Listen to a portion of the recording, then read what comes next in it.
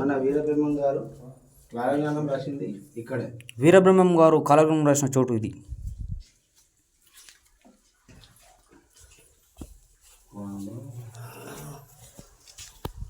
ఇది ఒక గుహ అండి.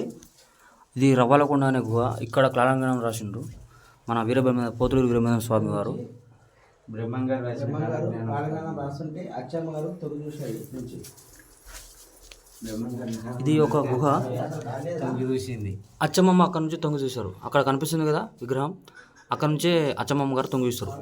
అంటే ఇక్కడ కాలజ్ఞానం రాస్తుంటే ఏం రాస్తున్నాడు అని చెప్పేసి అచ్చమ్మమ్మ గారు అక్కడ తొంగి చూశారు. ఇది గుహ అండి.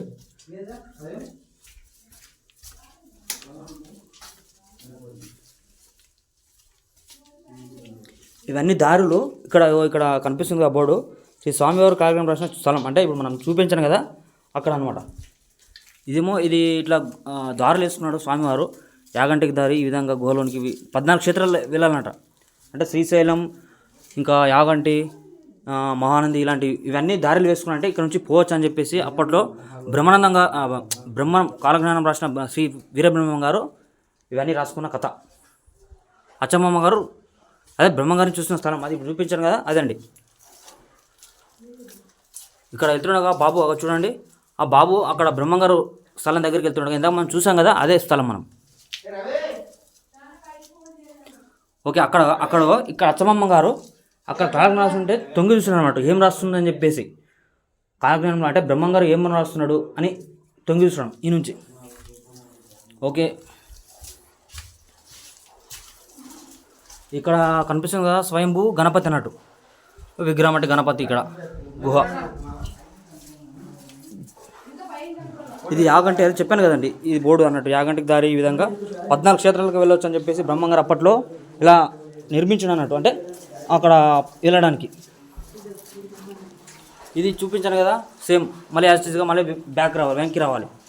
బ్యాక్ వచ్చేసి నెక్స్ట్ ఇది మహానందికి వెళ్ళే దారి అండి. మహానందికి వెళ్ళే దారి ఇది. మహానందికి అంటే ఇట్లా వెళ్ళడానికి ద్వారం ఉందని చెప్పేసి అప్పట్లో బ్రహ్మంగారు ఇలా వేసుకున్నాను అనమాట.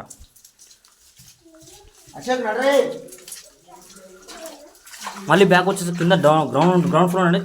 ఆక్సిజన్ లెవెల్స్ తక్కువ ఉంటాయి, వాటర్ ఉంటుంది, కొంచెం చూసుకుని వెళ్ళాలి. అంటే మనిషి నిలబడడానికి కూడా కొంచెం ప్లేస్ తక్కువ ఉంటుంది. కానీ అప్పట్లో ఇది చాలా గ్రేట్ అండి. చూస్తున్నాగా ఎలా వెళ్తున్నారు.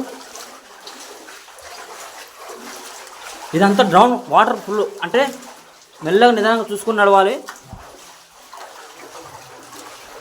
ఇక్కడ భక్తులు చూడడానికి చాలామంది వస్తూ ఉంటారు జనాలు. ఇదంతా గుహ.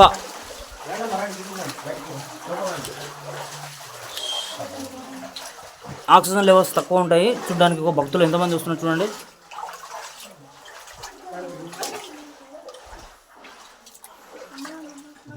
నెక్స్ట్ ఇక్కడ రైట్ సైడ్లో ఏమైనా ఉందో చూడండి. రవి గారు వెళ్తున్నా చూడండి. అక్కడ రైట్ సైడ్లో ఏమైనా ఉందో చూడడానికి. ఇక్కడ లోనికి ద్వారి అని చెప్పేసి ఇప్పుడు అదే మనం వెళ్ళిన చోటే. చాలా తక్కువ హైట్ ఉంటుంది, చూసుకొని వెళ్ళాలి. ఇక్కడ స్థలం ఇక్కడ మనం చూసుకున్నట్టయితే తాటి చెట్టు ఉండే స్థలం అంట. ఇగో చూడండి బోర్డు చూపిస్తున్నాను. తాటి చెట్టుకు వెళ్తున్నాం దారి మనము. ఇది కొంచెము హైట్ తక్కువ ఉంటుంది, చూసుకొని వెళ్ళాలి. పైన ఎందుకంటే తగులుతుంది. ఇది గుహ నాకు నచ్చిన ఇది గుహ. ఇక్కడ లైట్ చాలా తక్కువ ఉంటుంది. గుహ అంటే మామూలు గుహ కాదు, చూస్తే మీరు షాక్ అవుతారండి. ఒక్కసారి ఇది బ్రహ్మంగారి మఠం, అంటే బ్రహ్మంగారు రాసిన స్థలం చోటుకు రావాల్సిందిగా నేను మనవి చేస్తున్నాను.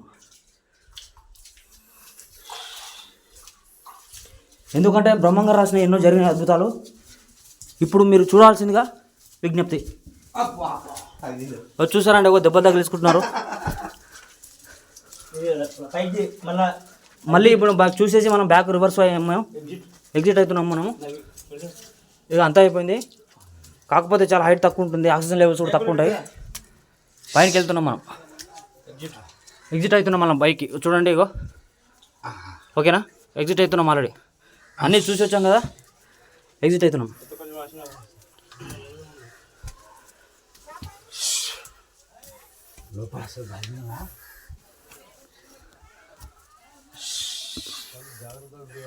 కానీ ఇది చాలా గ్రేట్ అండి, ఇది వేయడం ఇట్లా. కంప్లీట్గా అయితే చూసే మొత్తానికైతే వచ్చేసాము. చెమటలు పట్టేస్తాయి ఒకరికొరికి. మొత్తానికైతే బయటకు వచ్చేసాం. ఓకే, ఇగో చూడండి వీళ్ళందరూ భక్తులు వచ్చేస్తున్నారు. మొత్తానికైతే బయటకు వచ్చేసాం. Okay, thank you.